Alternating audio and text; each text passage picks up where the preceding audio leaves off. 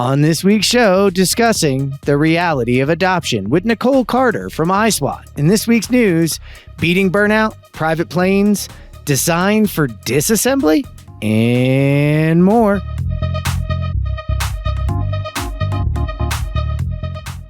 And we're back. Nathan Wood, how goes it, my man? Oh man, I'm struggling. I think it's the third time I've hurt myself skiing this year. Although this time I was snowboarding, which was definitely my biggest mistake. I tried to go back and think I could snowboard. So I got to stick with the skiing with you, man. Yeah, stick with the two planks. And, you got to watch out for that little OLD. It just starts to happen and you never know when it's coming. Yeah, it is creeping up on me. That gray beard's not just for fun and getting in the boardroom, is it? Yeah, still a millennial. Don't you forget that. I won't. You'll always be my little millennial. And one of my good friends and excited to have on the show, Nichole Carter. Nichole, how are you? I'm doing great. Thanks for having me. It's awesome to finally have you on the show. I can't believe it's been this long. We've been hanging out forever. So to have you sit down and talk to us is awesome. I've been waiting for this. So have I, and we picked a great day to record it too. We'll get into what day it is when we're recording because we pre-record these days. That's right. It's not always as live as you think it is. Before we get into our interview, though, we're going to pause for the cause. I'm here with Sasha Reed from Procore.org, and we're here on the Pause for the Cause. I'm really interested, and I wanted to bring out some of the partnerships that we're adding here at the ConTech Crew. So why is it important for shows like ours and industry partners like you to really come together and tackle mental health awareness and the suicide issues that we have in the industry?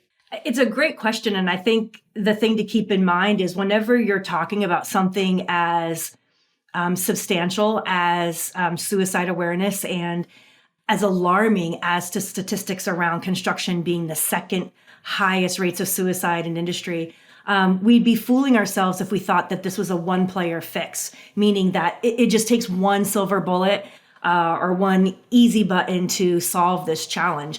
This is a multi-threaded challenge, if you will, and it's really something that is the responsibility of all of us to lean in, to raise awareness, to provide tools and resources, to up-level conversations we have around, in construction, we're pretty much, hey, what's my job require me to get it done at any cost?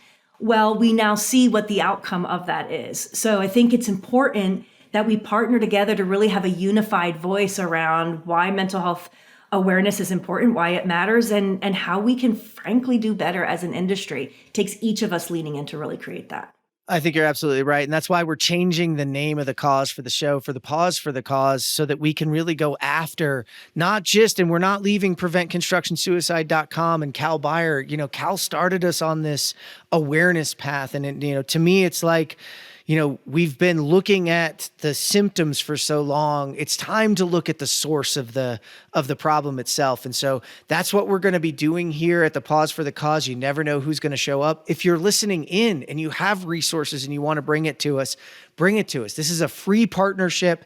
It's going to take us all pulling in the right direction. And it's what I'm passionate about here and what I think the entire crew is. And you at Procore.org are as well. So you just go to Procore.com/safety-qualified. But watch, we might soon have some more resources on thecontechcrew.com. Sasha, it is so awesome to sit down with you. I'm excited for our partnership. And listen, I want to let everybody listening in know that there are resources at Procore, but there's always preventconstructionsuicide.com. Or if you need help right now, dial 988 or text from your mobile phones for instant help. Remember, we're back on YouTube. Check out youtube.com/@the ConTech Crew. We need you guys subscribing. Lots of new shorts and cool little snippets from our shows. So check them out.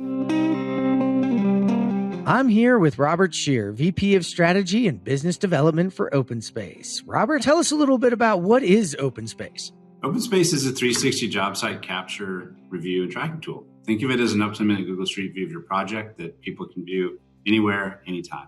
Some people also refer to it as like total project recall, right? So what if you could have a photographic memory for all your projects for all time in case something came up in the future? So that's really what it is. How do you use it? Let me grab my camera. You simply just attach a 360 camera to your hard hat, open our app on your phone, open the floor plan, tap where you are and walk. We take care of the rest. So as you walk, we take 2 360 images per second. You come back, upload them to the cloud, and we process that all together, stitch them together, pin all those images to your plans, and deliver it back to you as a navigable 360 environment for everyone to use and share. And typically we deliver it back to you in like 30 to 60 minutes. And we're back. All right, Nichole. All right, we kind of said it was ISWAT, you know, it's a little bit different than that. It's an acronym, and tell us what it stands for and tell us what you're up to. And then, you know, we'll kind of probably roll back through a little history of how we got here. Yeah, awesome. So ISWAT is my company. It is an acronym. Again, I'm from a general contracting environment, and I feel like maybe I embodied that a little too much when trying to set up my company. But it's improving construction with strategically applied technology. So, you know, I think that a lot of folks kind of roll out willy-nilly, or they've got some dark energy working, you know, project-specific IT. And the biggest thing I emphasize with a lot of my clients is, you know, corporate continuity and making sure that it's something that's being rolled out at a broad level, not an isolated level. So you got to be strategic with what you're purchasing and how you're rolling stuff out. And that's exactly what I focus on. So I take clients that I have, whether they are gearing towards a specific piece of technology or a whole suite of technology, and identify process issues that are happening inside of their company and see if we can alleviate those with the use of technology. So that's what I've been doing the last 2 years. Awesome. Well, and some of you may remember that I alluded to Nichole recently in an article that we covered about someone coming from the theater industry into construction. And when we covered it, it was a reminder that we hadn't actually had you on yet. So tell everybody who doesn't know, you have an interesting path, and I kind of just gave it away, into construction and what that was like for you. Yeah, so I have my BFA, or Bachelor's of Fine Arts, in technical direction. So I grew up in the theater, backstage. I always loved building stuff. You know, I used to say that we get to build a world in 7 days, 7 to 10 days. And essentially that's what I got to do. So I was doing all of the engineering and constructing for a large regional theater in Denver.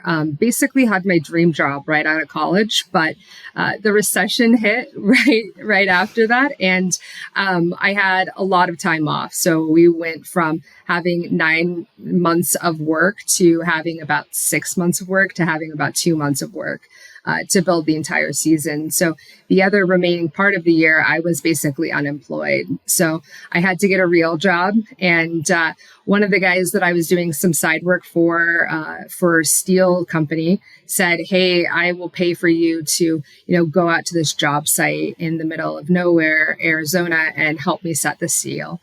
So I ended up on a job site on the Navajo Nation doing a bunch of carpentry and steel work for a general contractor, and quickly realized how disconnected their processes were. It was a BLM or a BIA job.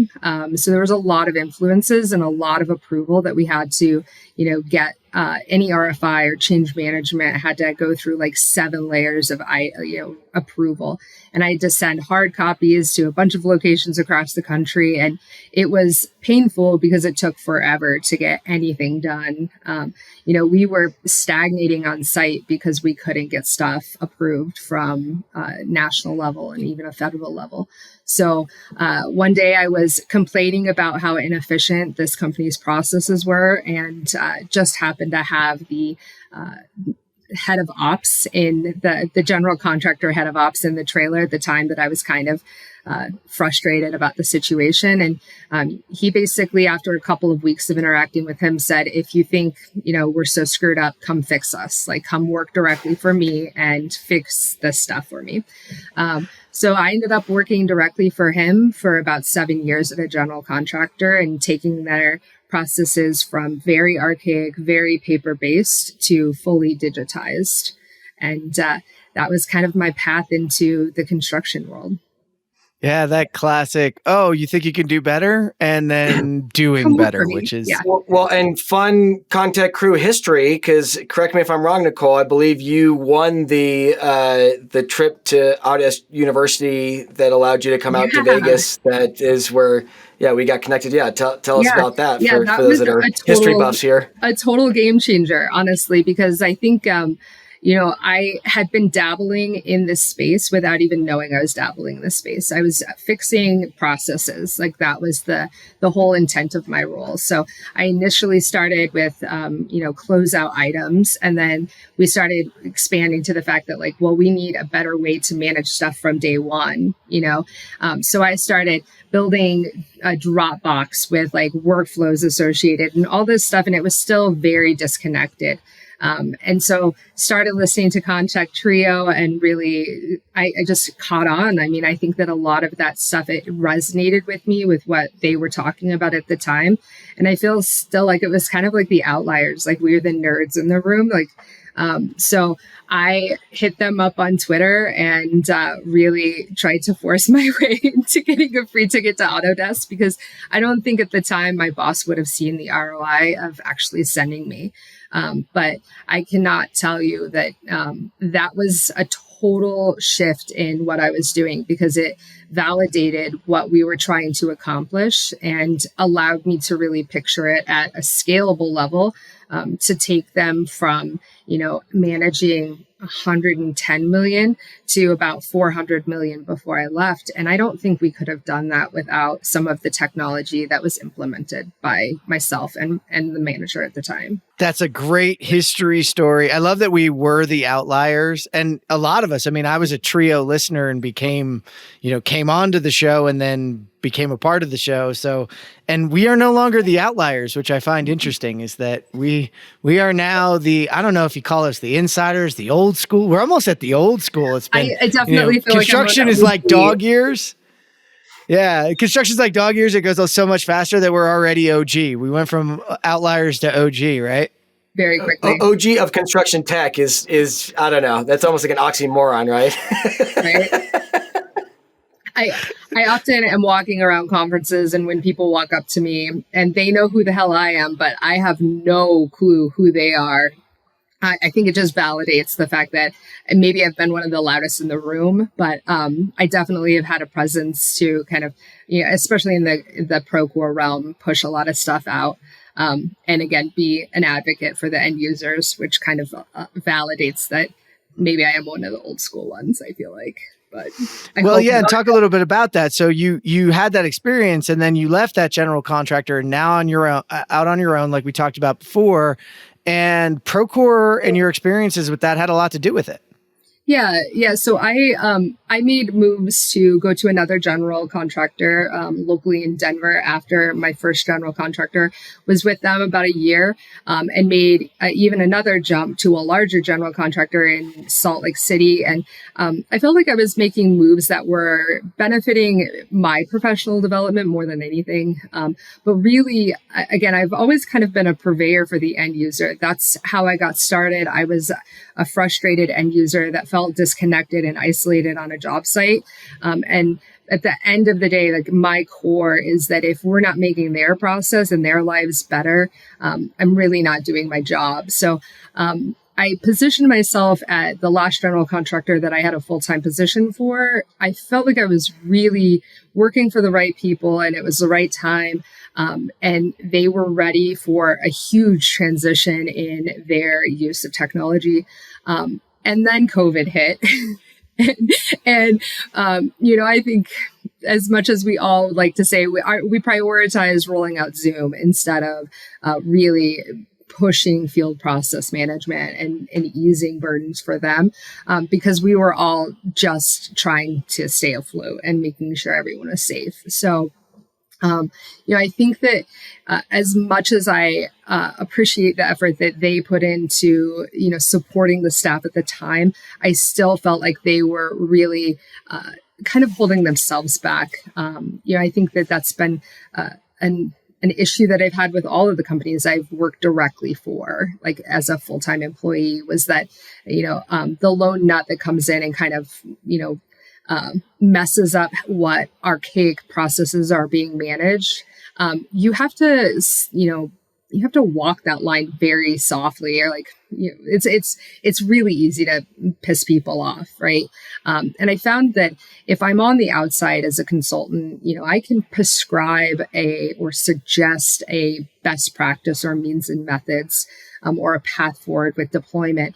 And they can either say, this is going to work for us or it's not, and that's a heck of a lot easier for me to do when I'm not having to manage relationships on a day in, day out basis with the people that are affected. I think that it's been a heck of a lot easier to do a lot of really, really amazing things from the outsider's perspective, because again, as much as I do manage relationships with my clients, they're either going to choose to do what I've prescribed or they're going to choose to not do it. But it's not going to result in me feeling bad at the end of the day or feeling like they're stifling the progress that I could see them make. Again, it's been easier to be kind of a bulldog about development and pushing people in the right direction from the outside.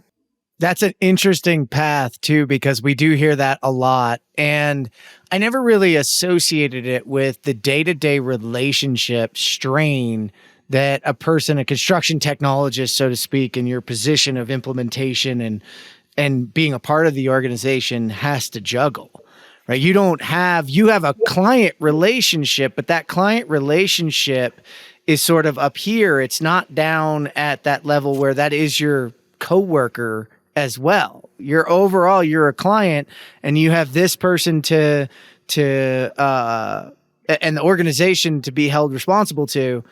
And that allows you to be a little bit more of a bulldog from that perspective and push, which I think is a kind of a unique dynamic. Yeah, it's been really amazing. I mean, I think that, all of the people that I've had an opportunity to work with since going out on my own, all of them have allowed me to really interact with the whole scope of their end users, whether that's, the executive leadership team to mid-level management to the guys in the field that are putting work in place every day. And being able to get those perspectives, get an understanding of what burdens they are facing, and being able to create a solution based off of all of those aspects, that's not something that most executive leadership teams are doing right now. I feel like a lot of folks are, driving hard, performance, KPI analysis is all very numbers based.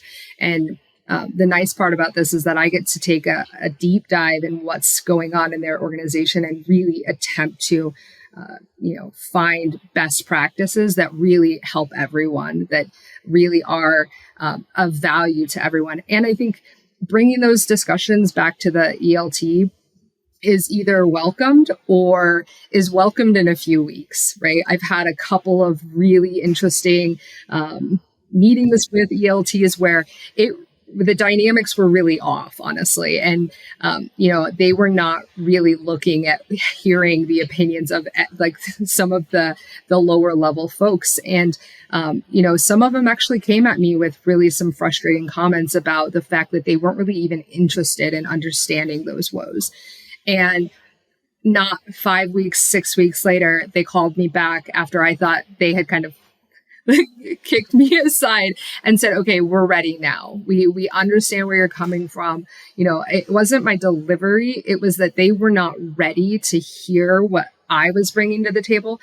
And at the end of the day, they came harder than I thought that they were going to. And I really honestly believe that it helped span gaps that they had just within the construction technology rollout, but also with their systems and their processes and their management of some people. Because at the end of the day, they needed to hear that stuff, but it needed to be something that they digested, not that it wasn't going to be eaten at that table at that time. I love this. You said two things here that I think really tie all this together around like this need for corporate continuity, which is a great word I'm going to start using now, and this idea of being a purveyor for the end user, and that if you're not doing both at the same time, even though oftentimes they can be contradictory or kind of at odds with each other, you're not really doing your job. And yeah, I've always advocated for having that third party kind of mirror to look into, to say, if you don't have both those things figured out, you're not going to move forward. And I think to the point you made, Jeff, earlier, that you feel like kind of that's, I always said, as a VDC or BIM or construction technology, you feel like Stretch Armstrong, because you're being pulled in both directions by both of those needs. So I think you already just described, I think, that point of really being able to challenge. And so I guess, how have you been able to, or maybe it just comes easy to you, but like to me, it's been tough to give those challenging feedback, or to say like, you're not ready or we're not ready, or to have those conversations. How have you been able to have those more crucial conversations on being ready for the transformation? Yeah, I think most companies, if they have employed me, they are ready, or they someone on their team thinks that they're ready. And I think that the nice part about that is that just gets my foot in the door, and it's allows me to have those discussions, to be able to prep for a real scope of work, to really identify what those issues are. I am kind of strategic about telling the ELT or whoever's hired me from the company that I need direct access to the end users, that I'm not an isolated entity. I can't be, because if I am not addressing some of their concerns, or if they don't feel like they have a seat at the table and that this stuff is just going to be forced upon them, that's not going to help anybody in the long run with really being successful about making any kind of transition. They definitely need to understand the why as well. Bigger pictures of being able to say, well, if I'm doing this activity on a daily basis, this is going to be the result. That really does bring so much more value to the discussion, because most people are going to write you off in the first 10 minutes of any training or any engagement in this capacity. So if you can't walk in and say, I have a proven track record with being able to say, if we do this and this, you're going to have this outcome.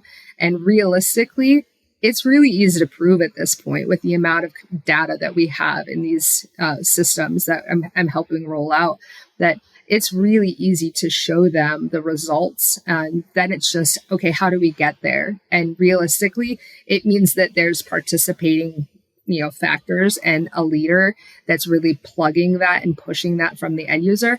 But again, you kind of have to have those folks at the table if you want them to actually buy into the system at the end of the day. Well said.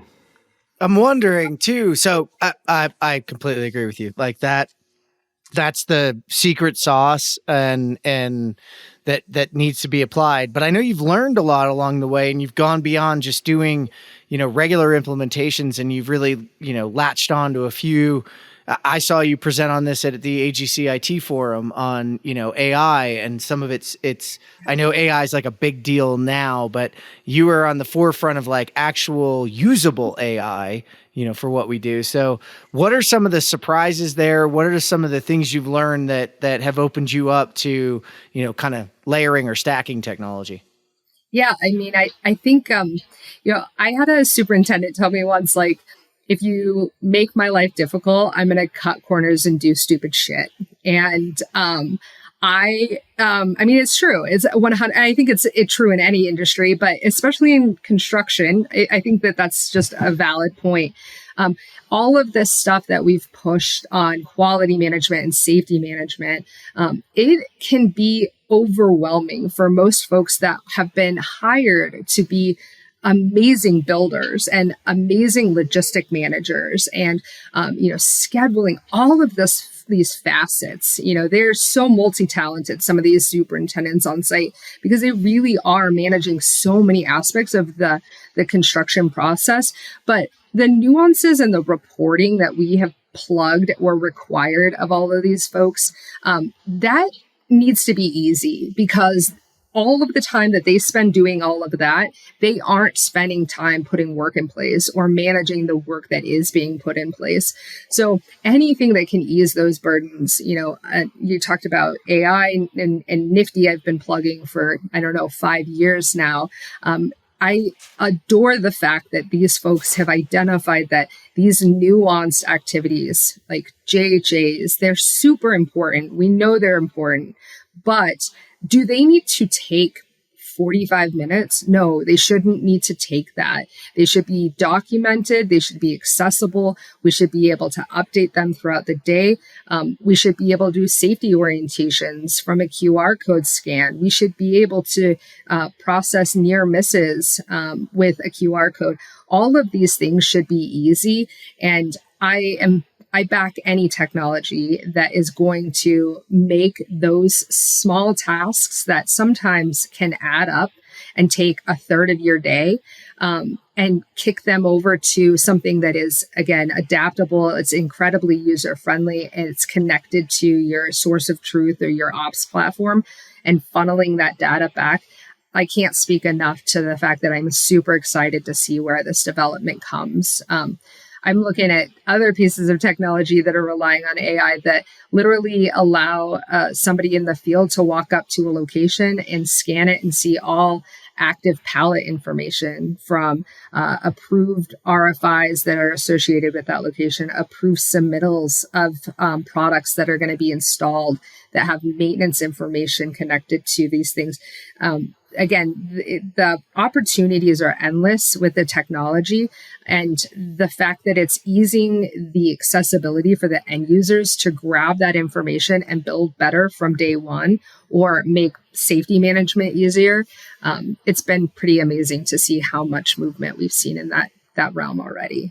Yeah, it's been wild to watch, especially because we've moved from sort of a data collection like you're talking about that really did drive. It was when I got involved early on, same thing. It was like, wait, we're just pushing all these tasks out to the field that already has plenty to do. And like, we've just digitized a bunch of paperwork and made it even slower for them. But now you're turning that into like productivity enablement through the access to the information faster, easier, smoother, and kind of within the flow of what they're doing. And man, if they can stay in flow of what they're doing, we talked about this in a couple different spots, is like flow on a job site's critical. Right. So yeah, I mean, I was going to go down the lean rabbit hole, but go ahead, Nichole. What do you got? No, I think the exciting part is like being able to think about what like Struction Site's doing with their scan analysis of being able to see work completion numbers. I mean, like, there's so much activity in this realm that is really going to take us to the next level, and really making sure quality is still a priority and making sure safety is still a priority. But initiatives that make, just even like app approval processing and like completion numbers accessible to somebody who's offsite, it's going to be a total game changer.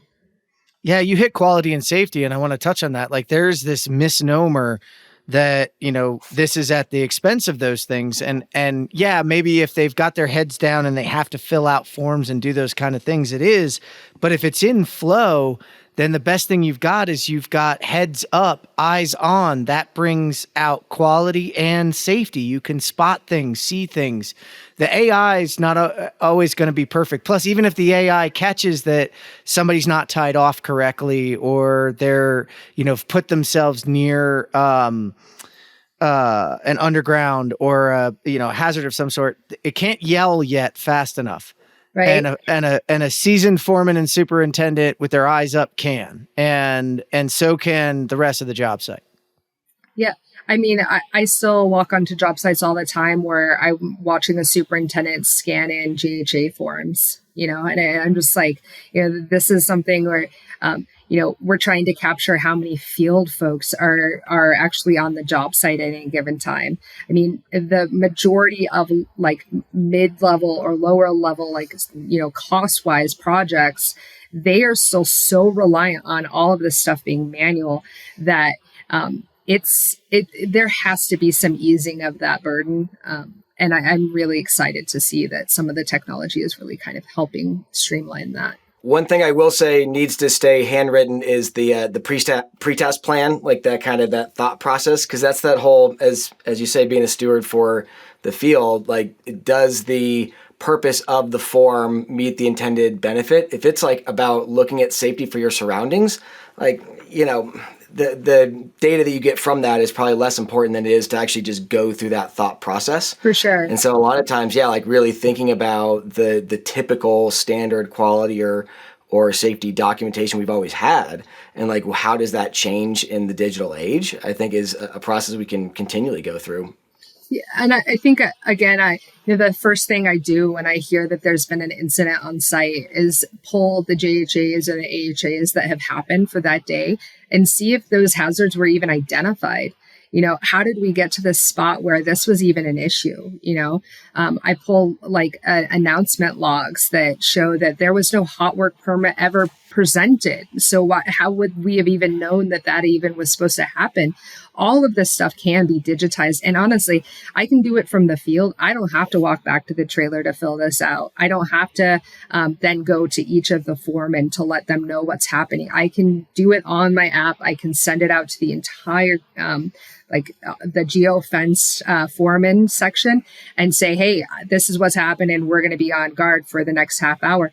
All of those things have to be eased and still can be very well communicated so that everybody on the job site is aware of what's happening.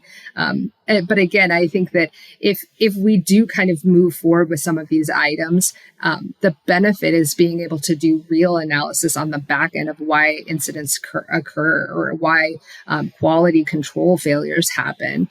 Because if we document some of this stuff, it's going to make it easier for us to figure out where maybe we misaligned or associated a risk that we didn't see it beforehand.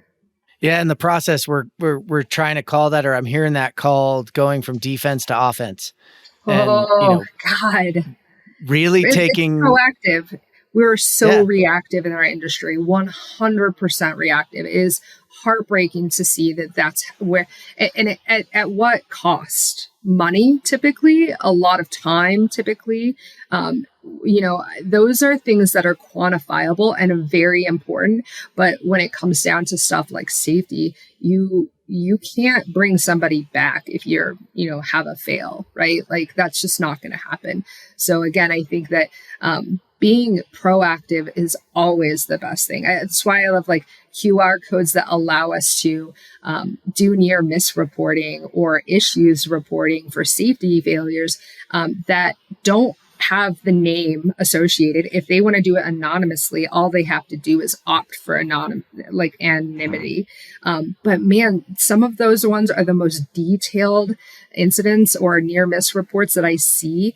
And it's because they've been so thoughtful, but they're obviously concerned about retribution happening on the job site, or they didn't feel comfortable taking it to somebody directly because they were concerned. But I will tell you that it's going to make the industry better, and we're going to have less safety issues and less quality issues if we are introducing these items into the field.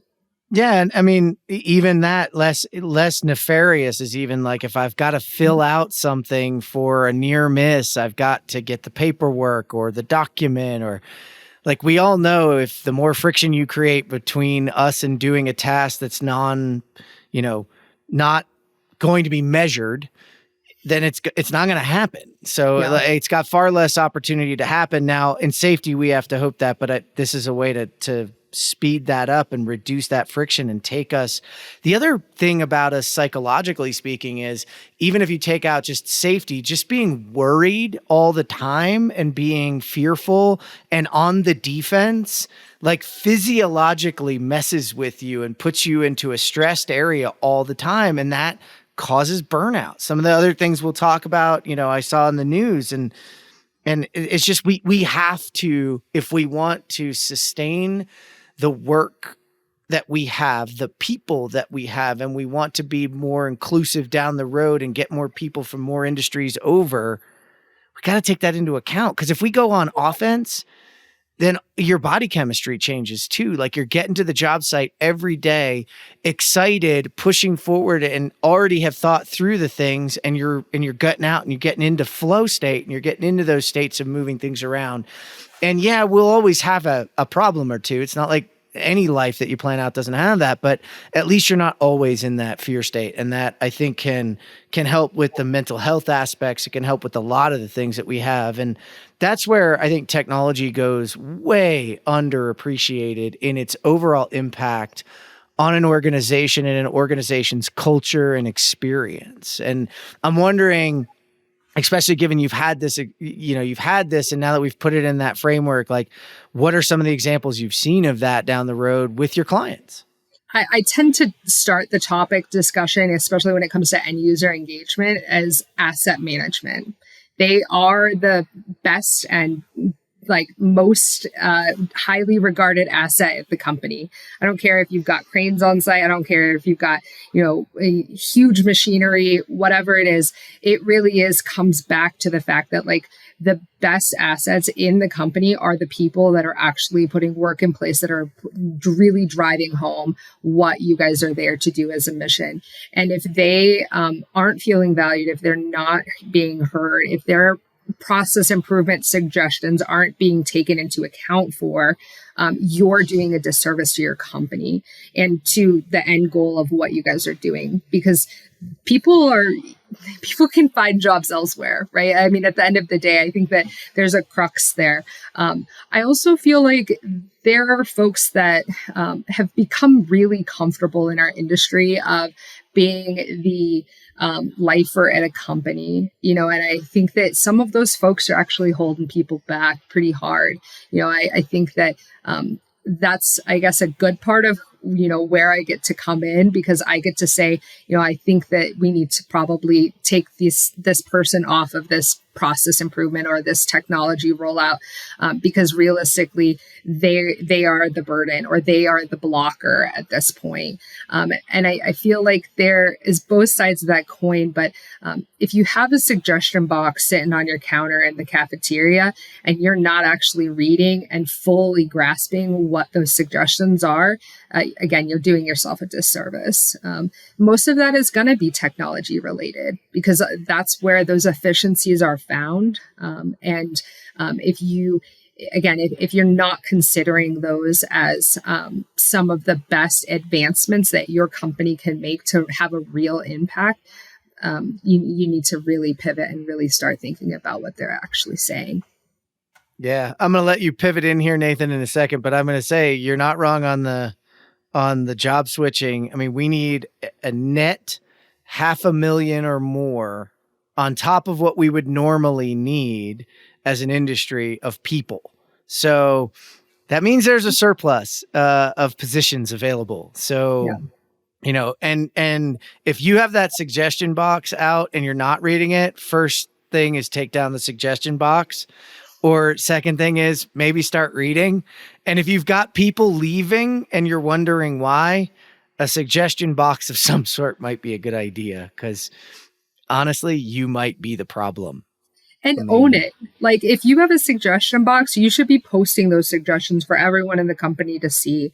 Some of them they're gonna be throwaways, but you're gonna be able to say as a company, like, we've opted to prioritize these 3 over here versus these 3, and maybe we'll reassess them. But I feel like again, it provides ownership and actually a feedback loop, which feels valued and appreciated. And 90% of what a lot of these guys in the field are asking for is simply to be heard and understood, or appreciated, validated in some capacity.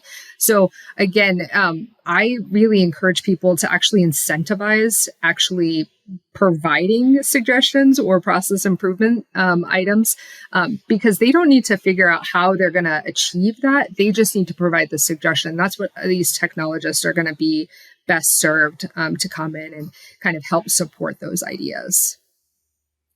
But you said that creating a safe space to do that in the first place, and maybe I'll use that as a good pivot, because I think whether it's you were just on this recent webinar that we did with Procore and Sasha Reed and others around the construction talent retention survey, which is essentially an industry-wide exit survey or suggestion box of how we can do better as an industry, and it is pretty disheartening, I think, kind of where that trend is going. And I think you probably, a lot of your responses have already answered this, but you asked the question before we came on of how do we reverse that trend of the industry that is leaving tech? Because we're seeing a lot of folks, and I think you're one of the rare breed that you're independent, but you're still servicing industry and you don't work for a tech company. So I wouldn't say you jumped to tech, but even those that did jump to tech, that's construction tech, some would argue they haven't quite left the industry. But what are your thoughts on kind of those that are in our position, that are frustrated, that are leaving?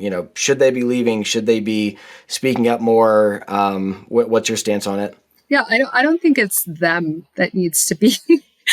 I would hope that they would pump the brakes, right? I'd hope that they would be able to have these these discussions with the executive leadership teams, because realistically, they're just like the field folks, right? I mean, they're getting pulled in 10 different directions. Their priorities are probably to support the entire company's IT stack.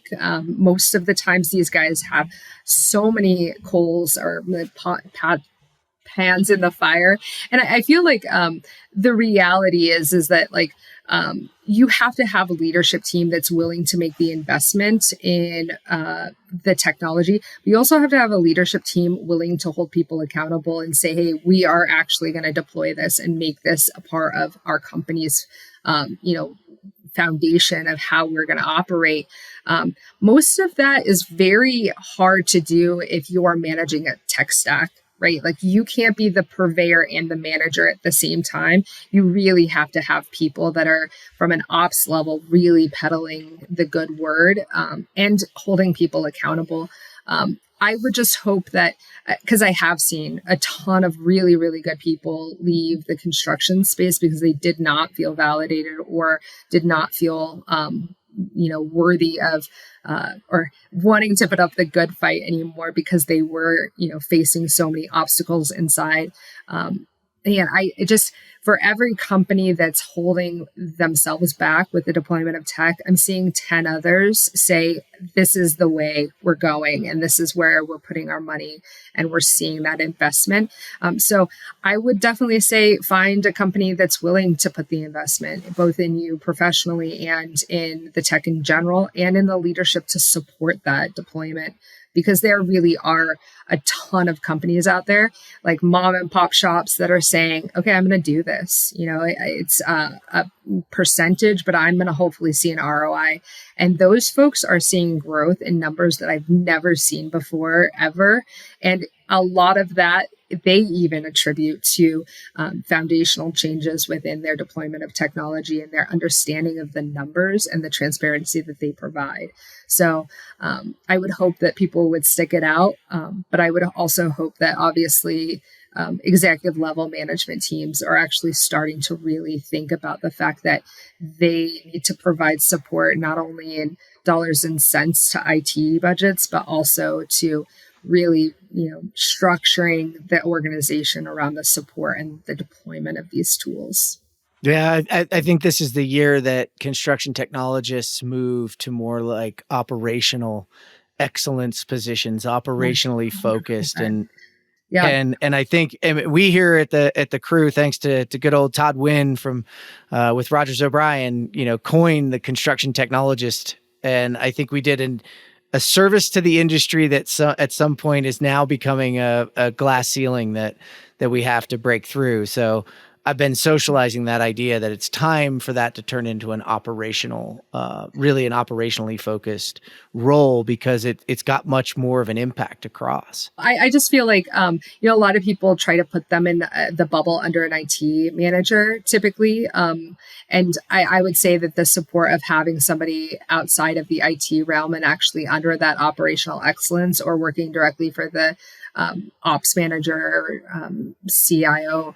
I really think that that's where we're headed. And it's all about strategy. I mean, realistically, and it's all about people at the end of the day, more than anything. Yep.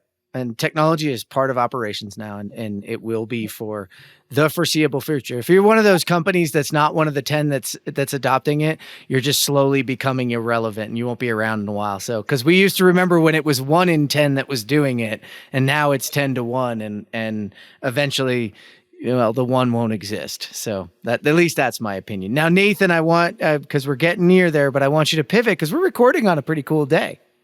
Yes, today is International Women's Day. I've seen a lot of really interesting and cool posts all over the social medias. But Nichole, I know you were one to certainly always be shouting out the badass women in construction. So I wanted to give you an opportunity to do some shout outs. Could be folks that are more advanced in their career that you look up to, others that you see that are kind of rising stars. But give us your top folks that and top women that you're seeing out there.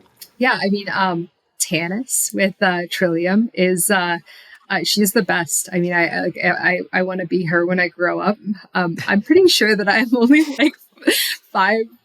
She might even be younger than me. I feel like a butthead saying that, but she's phenomenal. I mean, the fact that she came from an earthwork with her father's company, but like she is just smart beyond words, and everything that she's done from the data scientist side and bringing like data analytics into the forefront of like KPI management and just like being aware of not only financial numbers, but the overall operational value of seeing, conditional analysis of all aspects of it really is a driver into creating better performing project teams and just better performing projects in general.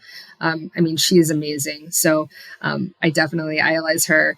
I've got other people for sure. Like you have to like call out the young guns that like are just killing it. Like Amy Mallett with Gartner Group. She is the leader of the user group up in I think Minneapolis for Procore, and she's just rock solid. Every time she speaks, I definitely perk up and take an ear because she has such good things to say about what they're doing with Procore and what they're doing to bring on different solutions to support the field teams.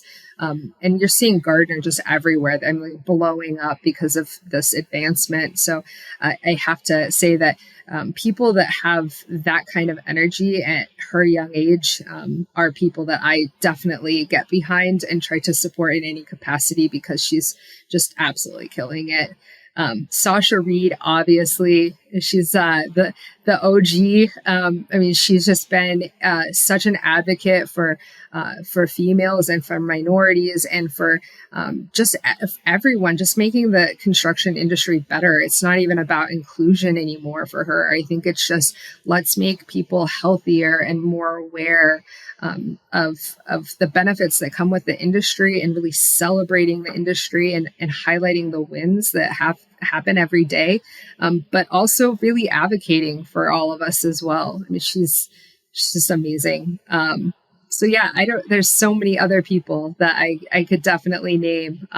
Again, a lot of folks are like folks that have been in the industry and have moved over to the tech side and are supporting us in that capacity. I can't thank them enough. And even the ladies just, doing the good fight every day. And I feel like a lot of the companies I work for have an ELT that is a lot of men, but the people that are doing the heavy lifting every single day are just typically a really badass group of ladies.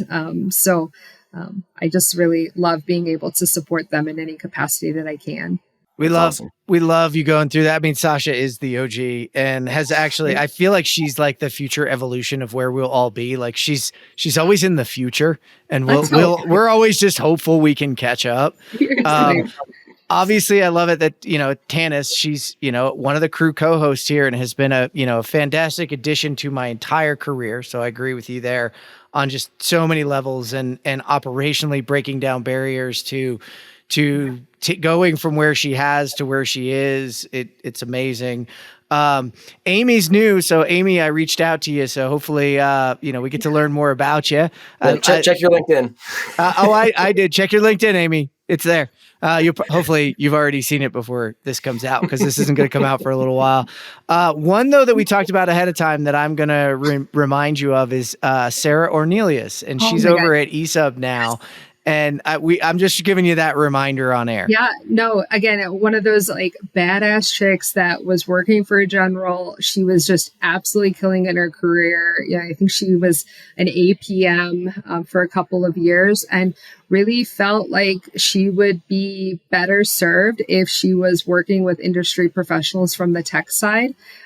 So she made that jump. And I advocate for anybody that is really passionate about building on their career and being able to professionally move themselves into a position where they can support the people and the businesses and the projects that they want to. And I don't know, I kind of idolize the fact that she made that move, even though, it was a huge leap for her from the construction industry straight into tech. But I hear that she's doing amazing things for ESUB.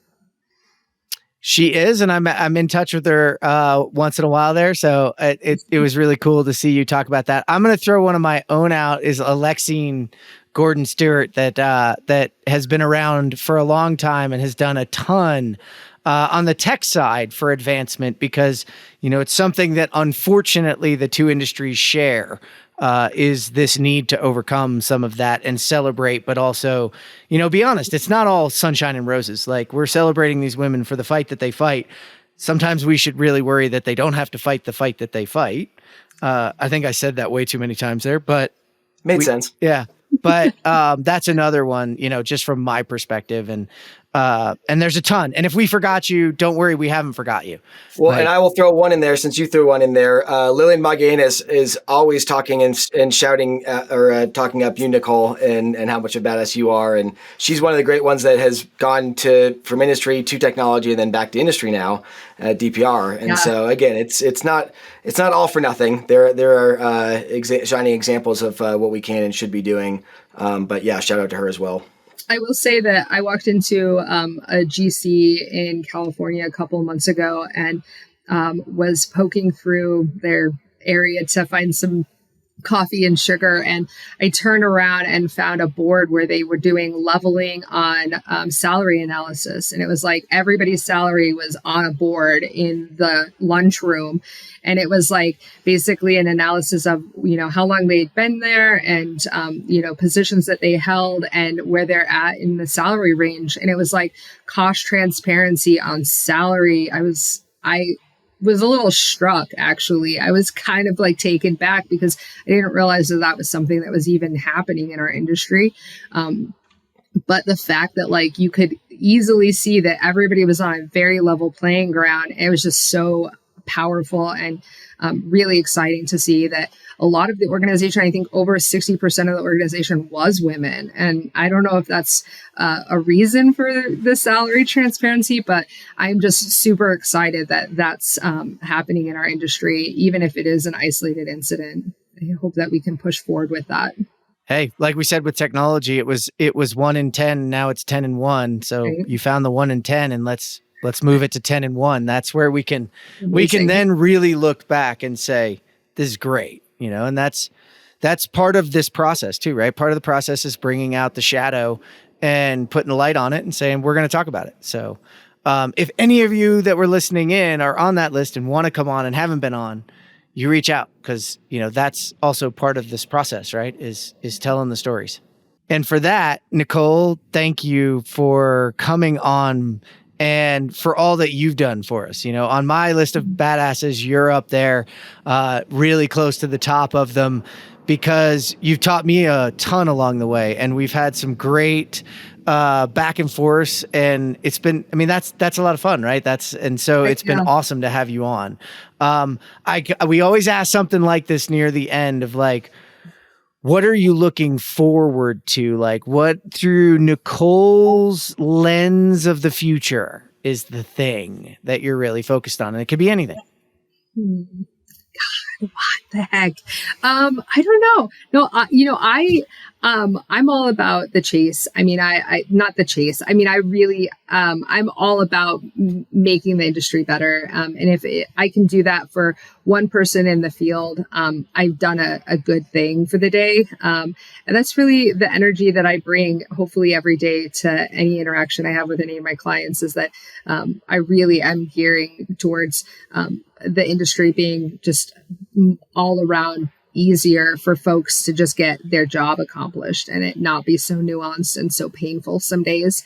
If they get to go home and hang out with their family, 15 minutes earlier, that's a win for me. So I know that sounds pretty pie in the sky, but I think if we can continue to, have this momentum with just construction tech in general, it's going to get us there. I think that's well said, and I think you're right. That's a great goal to have, and that's why we don't limit where we want you to go. So this has been awesome. Nichole's going to stick with us. Don't worry. We are just going to take a quick break before we get into the news of the week. And I'm back with Robert Shear, VP of Strategy and Business Development for OpenSpace. There's a lot of reality capture out there, a lot of 360 products out there. What really sets OpenSpace apart? From the start, we really focused on speed and simplicity. If you want your field teams to use stuff, it better be easy, it better be fast. And so our focus is 100% on making life easier for people to build stuff. All our advanced tech is wrapped in a really super simple experience. It just works the first time, every time. And it works at the speed of construction, which to us means getting things turned around in less than an hour, so that if you walk at 7 a.m, by 8 o'clock, you can share that with your team and you can coordinate work and kind of track issues. Awesome. Well, so who is really the OpenSpace product focused at? Are you looking at trade contractors, general contractors, owners? Who's your real, users? Yeah, it's really all of the above. I think we started focusing on GCs, and I'd say that's probably most of our users. But now we've got real strong adoption with trades. A lot of owners are writing it right into the spec for the project. With the GCs, it's a lot of capturing maybe every other day, once a week, to really provide that context for the team. Trades tend to use them a lot more actively. They're using them to track progress, track team productivity. And then owners, again, love to have that sort of oversight and visibility into the project. We've got 100,000 active users on the platform. We've got our users have captured over 10 billion square feet in over 70 countries.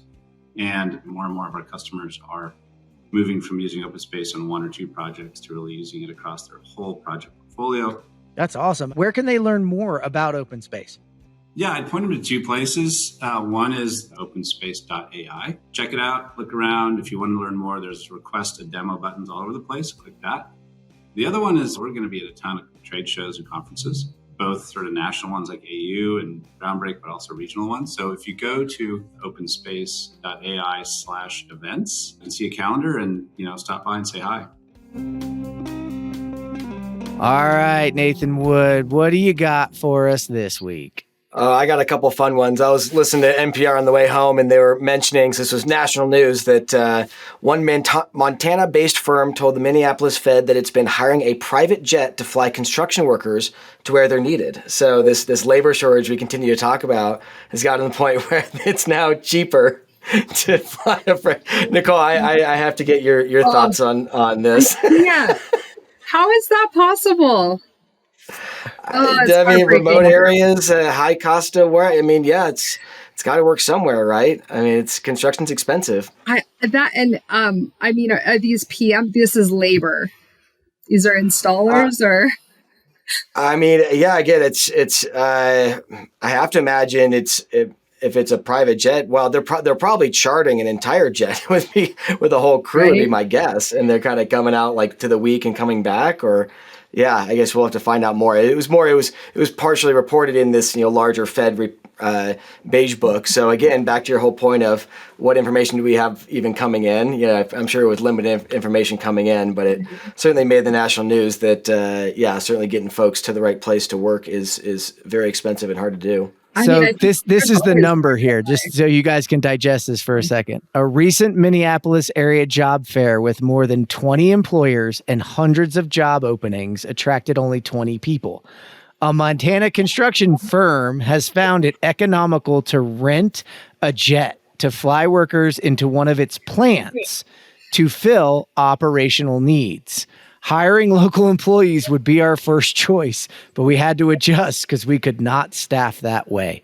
So these are operational. These are line level, probably flying them in, Monday morning and flying them out Friday night to, grouping areas. And like you said, Nathan, they're probably renting out the whole plane, however many. This is looking like 20, so probably a smaller plane of some sort. But that's like flying professional teams around. Like we're getting to like the NBA level here, right? I mean, 30, 50 grand, I could see that. I mean, a project can handle that kind of weekly budget for transportation. We got to make the industry sexy. I mean, like, I don't know what needs to happen. But like, I mean, there's so much money to be made. And the fact that, I know an electrician in Utah that is absolutely killing it right now. He's doing a book over $10 million managing. He started as an apprentice out of high school. He doesn't have any business degrees. He has nothing. He literally started in the field. The fact that this man is just absolutely killing it. The book is increasing like by 40% annually. And he is just supporting his staff, and the energy is really going towards, advancement of quality control with prefab, with technology in the field. And it's just insane. But like, you don't have to have a degree to do what we do. And it would be just amazing to have the industry actually see that validation with so much more folks coming in. And again, they can make money. I keep trying to like flash the money side, but like realistically, we have to do something to improve the industry's appeal to the younger kids. Yeah, no, I think you're right. Two things are: one, we need poster childs like that, right? We need those poster children to market and advertise themselves. But also, and this will be the realist in me that's, unfortunately contract levels, things that we have, the amount of risk and surety and bonding and insurance, et cetera, that you need to carry can continue to hold off our ability to bring those new players in. So there is an opportunity for innovation in a number of areas to open it up the floodgates. And I'll be honest, that's probably getting me in trouble because a few people who are listening are probably going, don't go near my cheese. That's my cheese and you can't have it. And well, I'm going to move it and I don't care. But, that's the way it is, right? All right, moving on. That was good. So I heard AI mentioned a couple of times. I think I may have rolled my eyes as I typically do. But, anymore, this Forbes article, so again, way outside of our world, who says you can't teach an old dog new tricks, the case for AI in construction. And this whole chat GPT era is really pushing the fact that there are real world applications, and they again list 3 different main applications here around worker safety. So again, new metrics and Josh Canner, everything they've been doing, great validation there of the AI use case. Productivity and efficiency, I think Nifty absolutely fits into that category, and others in that AI world, as well as cost savings and green future. A lot of the efforts that again with EPDs and Stacy Smedley and building transparency or cost savings and TVD and Join and all these other efforts to again better aggregate more data to make better decisions in the future. Again, nothing we haven't heard before, but I think just further validation that there are voices outside of just our little echo chambers talking about this. And I don't know, thoughts? Yeah, that's one of the things I want to jump on is that like ChatGPT has done us a favor in some respects because it took a spark and it really, blew a whole lot of air on it and made a big flame. That there's a lot of other very specific, very focused and targeted AIs like Nifty that we talked about earlier that are doing things. Always AI we've had on before. There's a bunch of AI in Josh Canner's and New Metrics. We had Urban Machine on recently, and their reclamation and wood robot is, using AI and using computer vision and a couple of those things layered on top of each other. So fanning the flames is great, but it's up to us to jump on and say, listen, ChatGPT is not your reality. Although my Windows machine told me this morning that it's coming into Bing on my computer. So I'm a little worried about that. I will be honest. Watch out for your love affair. Yeah, watch out for all of that. I mean, we can have a little doom and gloom like, I don't know that I want that necessarily.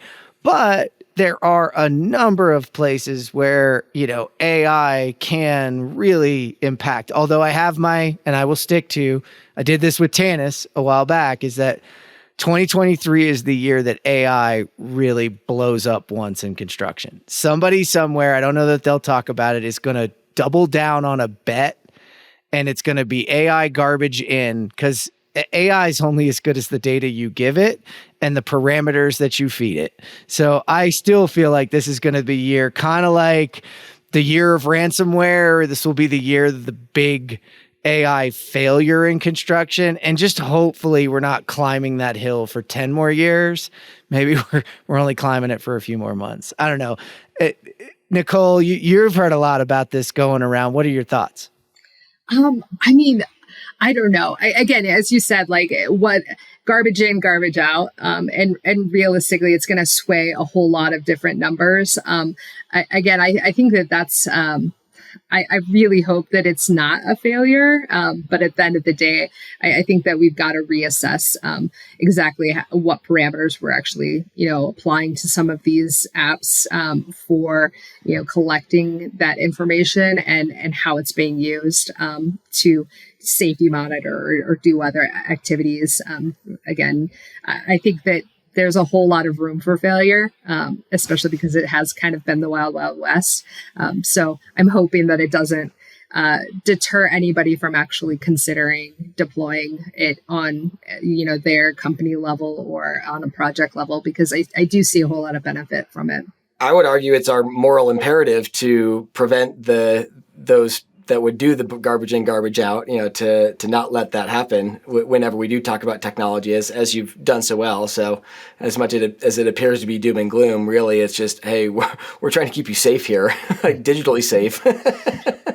Yep, digital safety is just as true as actual safety, because you can make a bad decision and that can drive some real dangerous environments. So I'm going to pivot us and go to something I think that, a former coworker of mine and friend shared. Harvard researchers show the best way to beat burnout.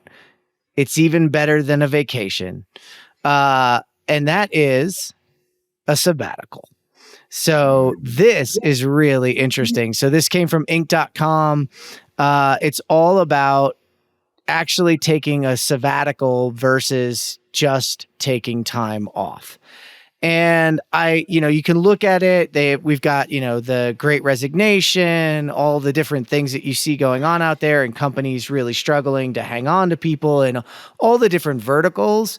And I know some people are sitting out there thinking, well, we've got a downturn economy coming. That's going to change. The Great Resignation will go away. And great, fine. But in construction, that's what caught my eye here, was that I think we're actually functionally built, since we're project based and we're project by project. We're always stacking people and trying to move them from one place to another. And I think we actually have the opportunity, with really good technology, really good scheduling, and really good planning, to continue to deliver projects and actually create sabbaticals and time off. Because what they're saying here is that, and I've experienced this in jobs, especially when I was in IT, around taking a vacation just meant I had a pile of things to come back to. And honestly, when I got back, I disliked it more than I left. Like, I wasn't in that positive framework. I've tried to do disconnect ones and tried to, here at Join, we've done a company shutdown that's helped us, so that those things don't necessarily pile up. But this was really saying, uniquely, a sabbatical does two things. It gives you that break, but it also makes you miss your job and miss that experience and miss the tangible parts of what you do. And that was kind of interesting. So, Nichole, I'm going to jump it to you on, like, there's a couple different things mixed in, but I thought it was unique to what we're set up for in construction. Yeah, I mean, I think you look at field tracking and being able to have that overlay of, like, best superintendent for that project, and being able to make sure that he's off the last one in time for this one to start up, and really, like, having these overlaps. And man, it would be a total shift in the industry if we actually prioritize the health and well-being of some of our folks, because we're just not, most of us aren't built like that. I think I was at a GC and they forced me to go on vacation. They basically said, they cut my technology off even. And I felt handicapped because I wanted to continue to work even though I wasn't supposed to be in the office. And, I think if you're at that point, you've probably reached an unhealthy level of, drive and desire. But again, I think that's a lot of it is a part of how our industry is structured. And I think that if we could actually start, really prioritizing people's health and wellness in that capacity, I think it would be an easy transition to actually have people have gap space between projects to really fully like decompress and get healthy and have some time to kind of just, move and be free of the job. I think it would be fantastic. It would be a shift in the industry, that's for sure. Yeah, I'm going to kick it to you here, Nathan. But before I do, like when I was looking, this is way, way, way back in my career, and I was looking for new industries to go after. One I looked at was, I think they're called Epic, and they were in the healthcare IT EMR world, and they provided all people with a sabbatical after a very short period of time, and also offered, some like before a project, you went on a trip together as a project team to create cohesion beforehand. And I was like, man, those are really unique things. So, I'm interested, Nathan, in your thoughts on it. Well, I was going to go back to Nichole made my point that what about the people that are like actual workaholics? And I think, Nichole, your question to yourself is the ultimate question. Like, is it healthy or is it not healthy? Like, only you know, right? Like, some people have to work all the time. Like, if I go more than 7 or 8 days, like I feel weird not continuing to push the rock up the hill. But that's just the way that I'm built, and whether or not that's healthy, I think doctors in 50 years will still be debating that. But I think it's more about recognize that each individual is themselves, and that if we take the time to check in on them and ask those questions of, are you doing okay? What's healthy for you? Do you need a sabbatical? Let's build in a sabbatical, and recognize that some others don't necessarily need it, and that's okay too. And I would say some of that there was that they allowed some people to, look, you have a sabbatical. That doesn't mean you can't work. You just can't work for us. It's got to be something different, right? And that was an interesting go find a thing project. too. Yeah, go find a project to keep you busy. Yeah, that's true.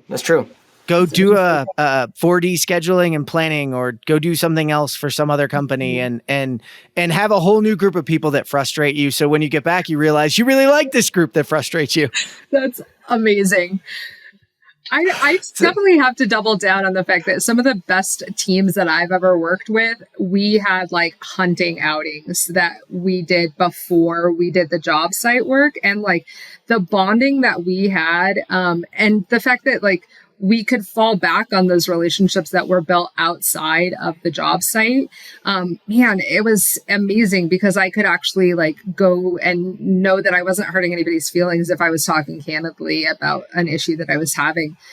So I can't speak more highly of that kind of interaction where it's informal, even if it's just a superintendent outing where all of their wives are there and you're playing, poker night, and you're doing training on the front end of that, but having a really great evening after the fact. That relationship building is a must. And I think it really does foster really good, healthy environments in like an organization. I agree with you. I think those are relationships that we can fall back because they're created on trust. And when you have that trust, you have that ability to really amplify the team. So I'm going to leave it right there, and I'm going to bring one up that we're not going to dive too far into because this is a long one, but I'm a big BBC fan, and I apologize for not giving credit to whomever shared this for me, but you hear a lot of us talk about, modularization and industrialization and design for manufacturing and assembly. Well, this is taking us to design for disassembly. So the remnants of most old buildings end up in a landfill, but some cities are starting to design them so they can be easily disassembled and repurposed from the start.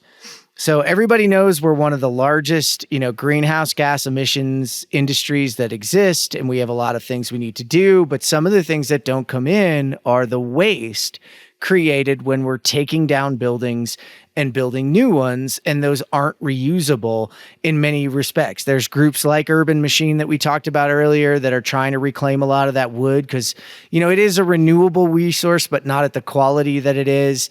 And this is really saying, hey, it might take you 10 days instead of 2 days to demolish, but if you go in and recover things, it's useful. But that has actually driven people to start to think about, hey, maybe I don't hide all of these things and make it impossible or use damaging chemicals to bind things together so that I can disassemble it and I can reuse parts of it and reuse those materials and realize that, there's a future to it. This is pretty crazy when we haven't really even embraced enough prefab and enough modular and enough design for manufacture that you want us to go all the way around to that. But hey, it's also one of those things that cities are thinking about and towns are thinking about. And they called out Portland, Oregon had some things around it and have mandated some of it. So I just thought, man, that was an interesting article for whoever shared it, that a city could be reusable. Things could be reusable down the road. So Nathan, what are your thoughts there?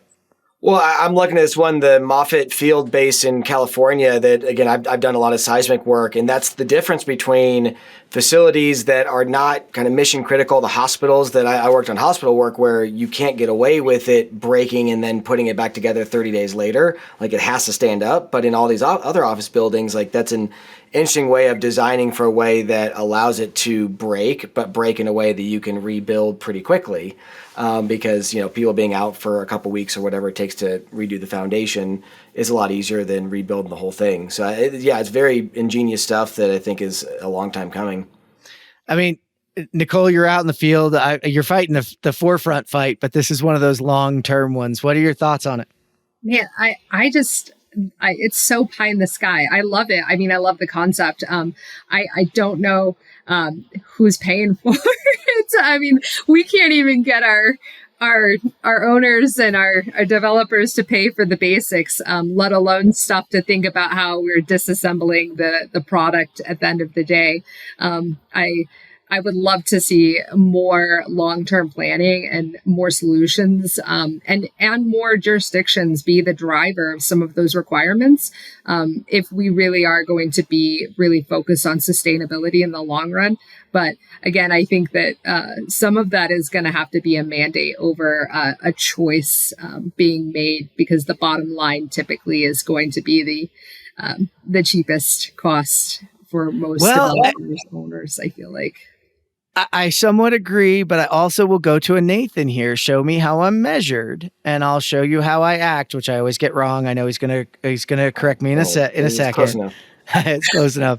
But honestly, when it comes to an ESG rating, that as we apply an ESG rating to the facilities and buildings that we build, it starts to drive and change us from cost to total cost and having more factors. And that will drive our decision-making in some ways, I think, to be more reusable, be more around these kinds of things. And we can do that. And I have one that, I'm going to call out, and I didn't even think about it until we were talking about it, but I toured DigiBuilder at Advancing Prefab last year. And one of the things about DigiBuilder when it came to the pods was they were already thinking about, if you were to want to do something in a facility, how you could cut off the pods and actually re-engage the wheels and move them, redo what you're doing, maybe the floor layout. I could even imagine pulling them out and doing things and then putting them back in. So they had thought about it on a level from that perspective I didn't even think of. So, I guess there is some opportunity.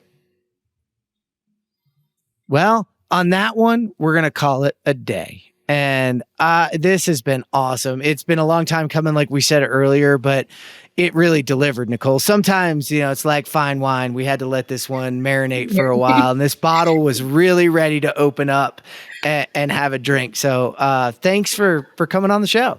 Yeah, thanks for having me. Hey, everybody, Cheers to if you don't already follow Nichole, get out there and follow her on LinkedIn. It's in the show notes. She's a fantastic one to follow, posts all the time. And really, if you need her help and you're out there and you're a struggling construction company, look her up because there's none better going right now. Nathan Wood, as always, it's so fun to have you on as a co-host. Oh, always, anytime, always available for you. Thank you for tuning in today to geek out for our interview with Nichole Carter. To read all our news stories, to learn more about our guests, and to listen to this show, visit thecontechcrew.com. This is the ConTech Crew signing out. Until next time, enjoy the ride and geek out.